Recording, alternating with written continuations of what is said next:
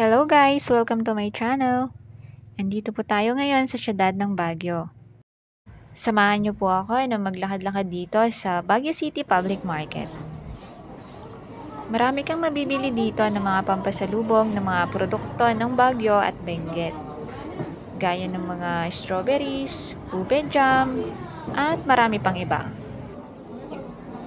Pupunta tayo sa Hanger Market, dun sa bagsakan at bilihan ng mga gulay. Oh, ito na nga, may kariton. At si kuya mukhang pagod na. Or wala muna siyang kakargahin. Kaya nahiga na lang doon. At dito na nga, yung Hanger Market. Andito na halos lahat ng klase ng mga gulay. At mga fresh pang mga ito. Dito makikita yung mga madalang mo makita na klase ng gulay.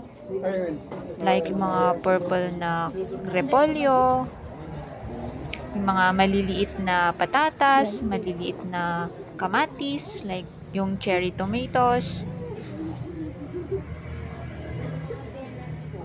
Diba, mga maukulay. Ang dami. Hindi pa masyado matao kasi anong oras mo to, mga 2 PM. Maraming tao dito pag sobrang aga. Like mga 5 or 6. At sa hapon naman pag alas 5.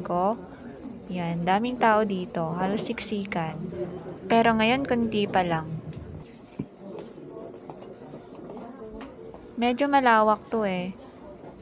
May mga alley-alley siya. Ayan, i-enjoy nyo na lang yung mga gulay na nakikita nyo. Char. Andito na lahat ng gulay, like mga kamatis, repolyo, leeks, hongbok, mga cauliflower, ano pa ba, mga sili, mga saging, mga patatas, mga beans, iba't pang klase ng beans, mga celery, ano ba, yung mga alam ko na gulay, hindi ko na alam pangalan ng iba.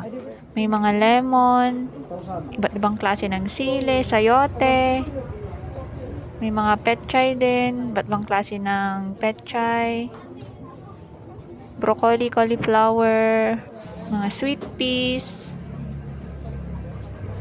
sugar beets, ano ba? Parang limited lang yung alam ko na gulay ah.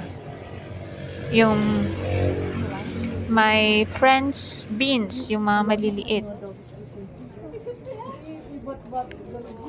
Iba't ibang klase ng lettuce. May mga sibuyas, bawang din, syempre luya, kamote. May mga gulay din pala dito na galing ng Nueva Vizcaya. Nag-aangkat din sila sa NVAT. Yung mga wala dito masyado na gulay. Like kamatis, luya, doon sila kumukuha. Pero karamihan talaga is from Benguet and from nearby provinces. May second floor din pala to, yung hagdan pataas, bilihan ng mga RTWs at mga kumot at mga iba pang souvenirs. Ayan, ikot-ikot pa, di na tayo sa Sayote Alley. May mga iba't ibang klase ng kamote, mga pipino, ano pa ba, mga, yan, sweet peas, bawang sibuyas, pare-parehas din naman. May mga saging, kalabasa. So, ayan na nga. Thank you for watching. Dito tayo sa dulo. See you next time. Bye. Thank you for watching.